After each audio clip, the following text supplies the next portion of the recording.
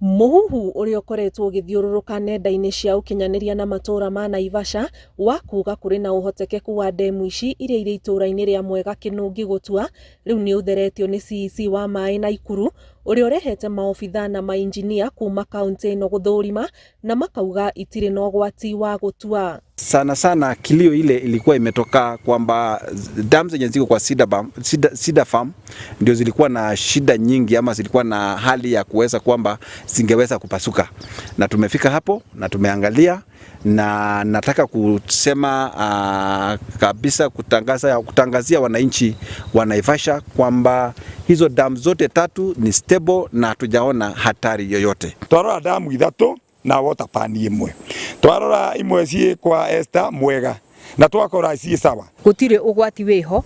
Damu ici citingiuna tondu cina njira ya kuingiria mai na ya kuruta, na information iria irariho kwenda kwira andu aitu tiama na tutingithaka na maisha ma andu, tutingienda tucokere undu uria turonire mai mahiu.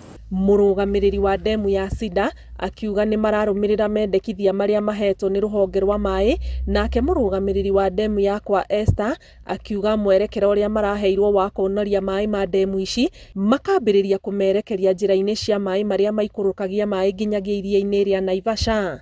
Ni tuguthondeka kuria mai maraumira, turute giko kiria kiraoka kuhinga hau, na no tuge kwa thaa ici gutire na giko ki hau ati giko kingigiria mai mathie. Mai ni mara flow na the level yenye iria fataire twamaruta turamaroria mwena wa mitaro iria mwena wa Ngurumo mwena wa kianda.